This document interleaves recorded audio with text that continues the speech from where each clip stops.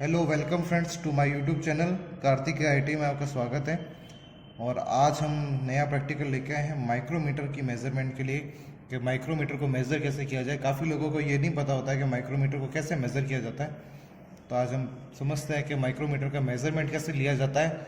किसी भी चीज़ की अगर मोटाई नापनी है तो माइक्रोमीटर का यूज़ किया जाता है, जो आपसे पतली चीज़ों को नाप लेने के लिए, उसकी मोटाई नापने के लिए माइक्रोमीटर का यूज़ किया जाता है। माइक्रोमीटर की जो रेंज होती है वो सबकी अलग अलग होती है। कोई जाता है 0 से 25, कोई जाता है 0 से 50 के भी आता है, कुछ 25 से 50 आता है, कुछ 50 के 100 के बीच में आते हैं। आज हमारे पास जो माइक्रोमीटर की चलो रीडिंग नापेंगे। पहले हम देख लेते हैं माइक्रोमीटर के भाग क्या होते हैं और माइक्रोमीटर के क्या क्या भागों के क्या नाम है और क्या काम होता है उनका। सबसे पहले यहाँ रुक कीजिए जगह। देखिए ये है माइक्रोमीटर का पूरा, ये इस तरह से माइक्रोमीटर होता है। अगर आपने माइक्रोमीटर नहीं देखा है तो ये देखिए, ये माइक्रोमीटर है मेरे पास में, सेम टू सेम वही पोजीशन है या सेम है।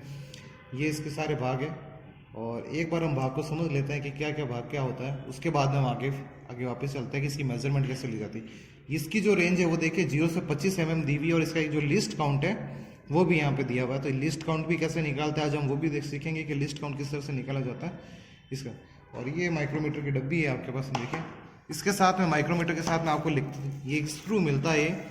तो ये जो है ये आपको जीरो एडजस्टेबल स्क्रू के साथ में मिलता है कि ताकि इससे क्या किया जा सके, अगर यहाँ पे माइक्रोमीटर में किसी प्रकार की त्रुटि है तो उसे जीरो पे वापस एडजस्ट किया जा सके। तो इसको एक बार समझते हैं कि भाई कौन से भाग है और क्या क्या भाग का क्या काम है।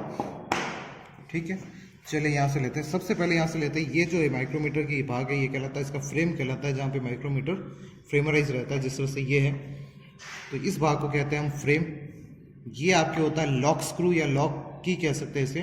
तो ये जब आप माइक्रोमीटर की रीडिंग ले लेते हैं और उसको मेजरमेंट कोई भी चीज़ यहाँ पे रख दिया आपने तो उसको लॉक करने के काम आता है, ताकि अब ये मेजरमेंट आपका हिले नहीं, तो मूव नहीं हो, बार बार इसको मूव ना होना पड़े और आपका मेजरमेंट गलत ना है, इसलिए इसको लॉक ही कर दिया जाता है। जिस भी भाग का आपको नाप लेना है उसे कस लिए और इसको लॉक कर दीजिए ताकि बाद में जाए।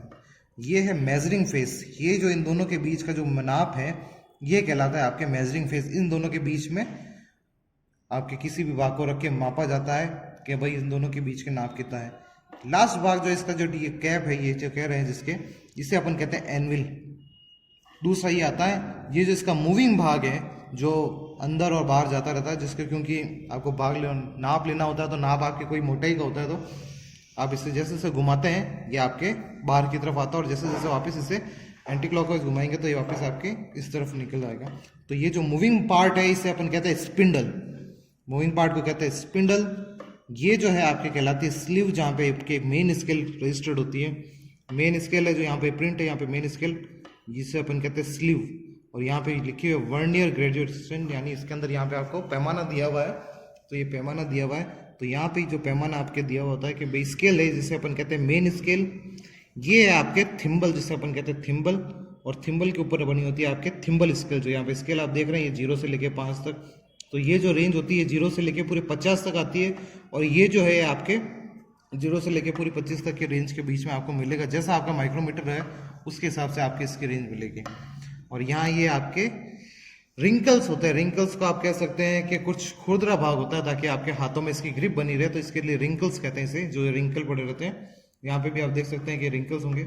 और ये जो है आपका रेचेट स्टॉप है, यानी अगर आपको किसी भी चीज़ को पकड़ने के लिए नाप लेना है तो आपको इससे घुमाना है, ना कि आपको इसको थिम्बल को घुमाना चाहिए। क्योंकि जब आप थिम्बल से कसते हैं तो आप उसे कुछ ज़्यादा कस देते हैं, उसके नाप से ज़्यादा, क्योंकि आपके हाथों का प्रेशर है वो अपन थोड़ा ज़्यादा लगा देते हैं, तो जो मेजरमेंट है वो बराबर एक्यूरेट नहीं आ पाती। तो जब भी आपको यूज़ करना है इसको, तो आपको यूज़ करते टाइम ख्याल करना है कि आपको रेचेट स्टेप को यूज़ करना है, इसके साथ ही आपको इसको घुमाने के लिए यूज़ करना है। एक बार हम देख लेते हैं यहाँ पे फटाफट। ये देखिए,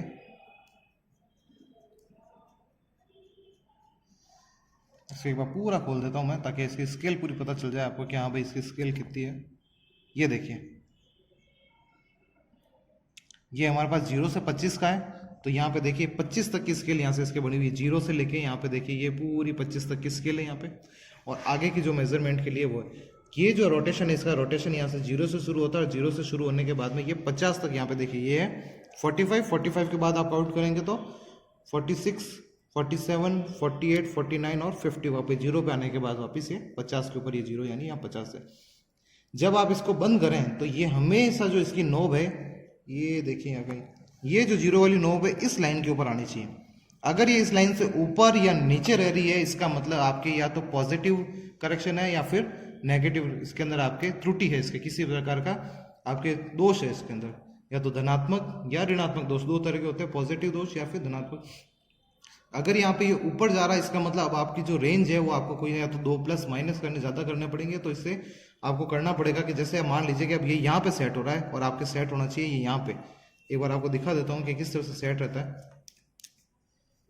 रैचेट के थ्रू आपको घुमाना है ताकि बराबर उसी स्पेस पे आके ये घूमेगा।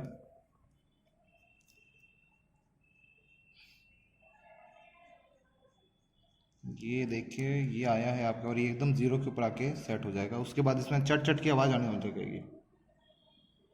ये देखिए ये आया, अब देखिए आवाज़ आ रही है आपको, इसका मतलब ये आगे नहीं जाना चाहता, ये नहीं। इससे ज़्यादा फोर्स लगाएंगे तो आपकी त्रुटि में होने से, अगर ये जीरो इस बराबर सेट के ऊपर नहीं आता, देखिए ये इसी लाइन के बराबर जीरो आया है, अगर ये इसके ऊपर है या नीचे है तो इसका मतलब आपके माइक्रोमीटर में कोई ना कोई त्रुटि है, या तो पॉजिटिव या नेगेटिव। अगर ये ऊपर चला गया, और कई माइक्रोमीटर में क्या त्रुटि होती है कि जीरो इसके ऊपर जीरो के ऊपर सेट नहीं होता, तो जीरो अगर आपके ऊपर जा रहा है तो इसका मतलब आपको उतने पॉइंट जो आपको लेस करने पड़ेंगे, तो ये आपके माइनस त्रुटि हो जाएगी इसके अंदर से। जैसे मान लीजिए कि ये जीरो यहाँ पे ऊपर चला गया ना, आपका मार्जिन नहीं था कि आ गया, तो अब आप रीडिंग लेते टाइम 3 रीडिंग को आपको क्या करना पड़ेगा, लेस करना पड़ेगा। जितने रीडिंग ये ऊपर गया है उतनी रीडिंग आपको लेस करनी होगी। और सपोज कीजिए कि ये रीडिंग आपके यहाँ रह जाती है, अब जीरो आपका मार्जिन यहाँ पे सेट होना चाहिए, तो उतने आपको यहाँ पे ऐड करने रहेंगे। तो प्लस त्रुटि और माइनस त्रुटि की रहती है, तो उसको ध्यान रखना है कि हमेशा माइक्रोमीटर यूज लेते टाइम आपको ये देखना है कि ये पूरा सेट है जो पूरा बराबर जीरो पे आ रहा है या नहीं आ रहा है।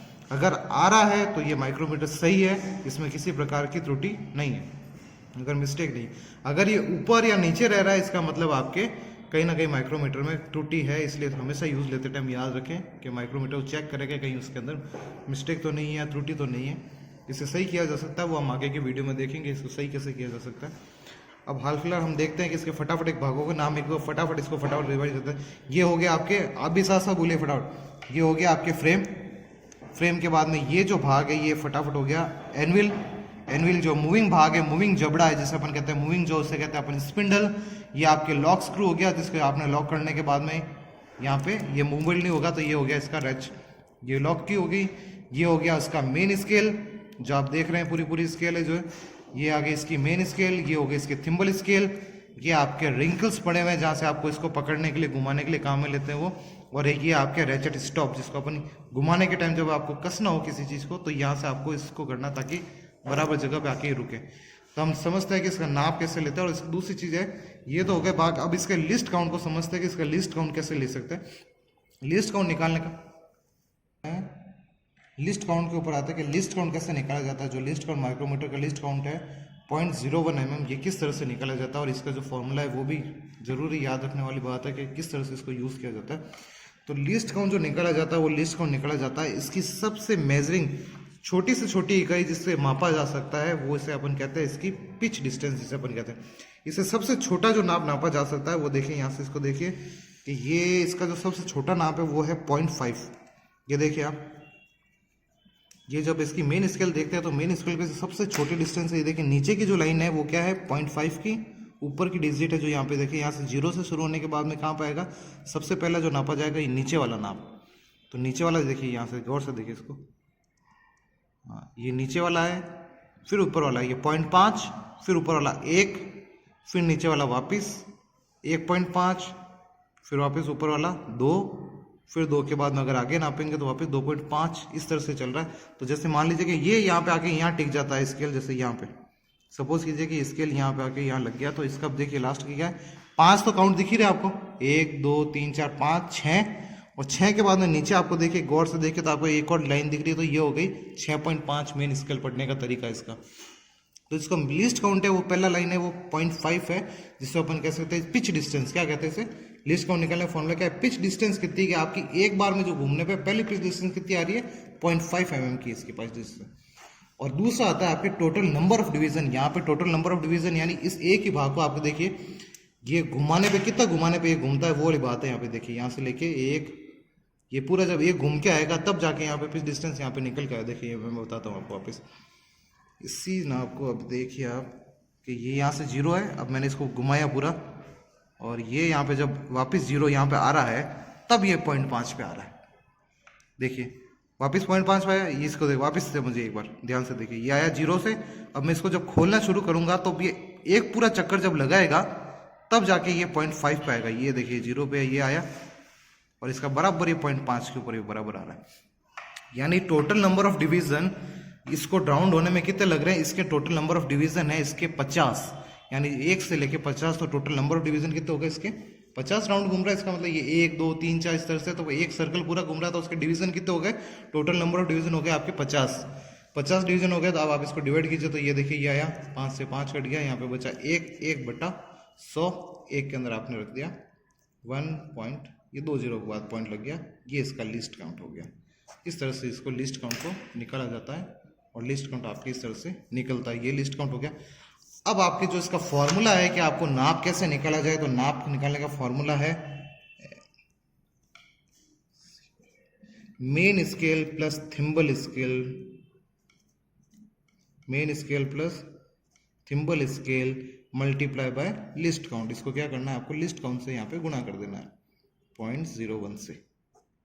यहाँ पे लिस्ट काउंट लिख दो बोली, है ना। और दूसरे माइक्रोमीटर का हो सकता है किसी का लिस्ट काउंट दूसरा भी हो, तो लिस्ट काउंट आप चेंज भी कर सकते हैं। यहाँ पे लिस्ट काउंट है। तब मान लीजिए कि मेन स्केल के ऊपर एक एग्जांपल ले लेते हैं कि मेन स्केल मान लीजिए आपके आती है 2.5, थिम्बल स्केल का जो रेवेन्यू आता है आपके, ये सर्कल घुमाता है, ये 19 आता है। 19 को आपको गुणा करना है 0.01 से। जब 0.01 से गुणा करेंगे तो आपके पास टोटल नंबर आ जाएगा 19 को यहाँ से गुणा करते हैं 0.9। अब आपको ये 2 प्लस कर देना है 2.5 प्लस यहाँ पे आ जाएगा 0.19, तो इसका उत्तर आ जाएगा 2, 9 का 9 और यहाँ पे आ जाएगा 6, 2.69 इसका आंसर आएगा mm के अंदर। ये है आपके माइक। अब आपको एग्जांपल देने के लिए चलिए, मेरे पास एक की चेन है, तो मैं इस चाबी को नापता हूँ कि इसका क्या रेंज है और इसको नाप के हम देखते हैं। ये देखिए, ये इसका है ना बराबर इसको बीच में रखना है और इसको रैचेट को घुमाना है। इसको नापने का सही तरीका ये है, 1 मिनट,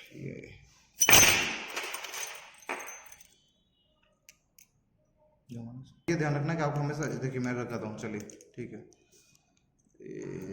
एक हाथ से पकड़ने में बड़ी समस्या हो रही है। और ये यहाँ पे आपको ये देखिए, ये आपके रैचेट इस घुमा, अब आपके घूमने आवाज़ करने लग गया। ये देखिए आपको घुमाना ऐसे सही है, ये रैचेट हो गया, घुमाने लग गया। अब आपको यहाँ पे लॉक की को दबा देना है।